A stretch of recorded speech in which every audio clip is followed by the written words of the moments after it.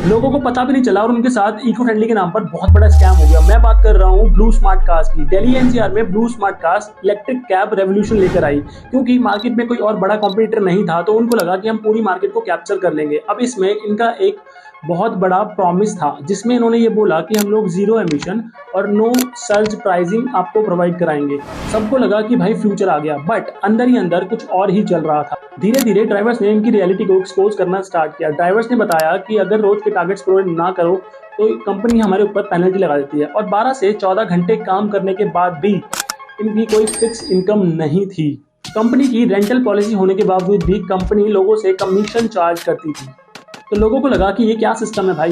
इसी के साथ इन्वेस्टर्स के साथ भी धोखा किया गया। इन्वेस्टर्स को ईवी के इस बबल में फेक ग्रोथ ग्राफ दिखाए गए, जो कि उन्होंने इस ईवी के इस बबल में पैसा तो इन्वेस्ट किया, बट एक्चुअल में वहां पर कुछ और ही चल रहा था। सिस्टम इनका अंदर से टूट चुका था और कोई भी ग्रोथ वहां पर नहीं हो रही थी, और कंप्लेंट्स इनकी दिन ब दिन बढ़ती जा रही थी, जिससे कि इनको कस्टमर की तरफ से बैड एक्सपीरियंसेस आया और इनकी जो रेटिंग थी धीरे धीरे डाउन होती चली गई। तो इस तरीके से इको फ्रेंडली के नाम पर अभी तक का ये सबसे बड़ा स्कैम था।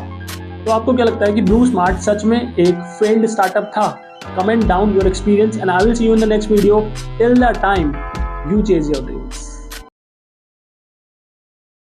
लोगों को पता भी नहीं चला और उनके साथ इको फ्रेंडली के नाम पर बहुत बड़ा स्कैम हो गया। मैं बात कर रहा हूँ ब्लू स्मार्ट कार्स की। दिल्ली एनसीआर में blue smart cars electric cab revolution लेकर आई, क्योंकि मार्केट में कोई और बड़ा कॉम्पिटिटर नहीं था, तो उनको लगा कि हम पूरी मार्केट को कैप्चर कर लेंगे। अब इसमें इनका एक बहुत बड़ा प्रॉमिस था, जिसमें इन्होंने ये बोला कि हम लोग जीरो एमिशन और नो सर्ज प्राइसिंग आपको प्रोवाइड कराएंगे।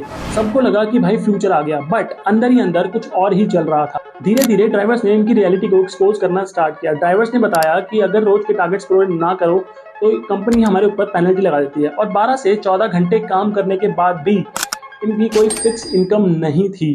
कंपनी की रेंटल पॉलिसी होने के बावजूद भी कंपनी लोगों से कमीशन चार्ज करती थी। तो लोगों को लगा कि ये क्या सिस्टम है भाई। इसी के साथ इन्वेस्टर्स के साथ भी धोखा किया गया। इन्वेस्टर्स को ईवी के इस बबल में फेक ग्रोथ ग्राफ दिखाए गए, जो कि उन्होंने इस ईवी के इस बबल में पैसा तो इन्वेस्ट किया, बट एक्चुअल में वहां पर कुछ और ही चल रहा था। सिस्टम इनका अंदर से टूट चुका था और कोई भी ग्रोथ वहां पर नहीं हो रही थी, और कंप्लेंट्स इनकी दिन ब दिन बढ़ती जा रही थी, जिससे कि इनको कस्टमर की तरफ से बैड एक्सपीरियंसेस आया और इनकी जो रेटिंग थी धीरे धीरे डाउन होती चली गई। तो इस तरीके से इको फ्रेंडली के नाम पर अभी तक का ये सबसे बड़ा स्कैम था। तो आपको क्या लगता है कि ब्लू स्मार्ट सच में एक फेल्ड स्टार्टअप था?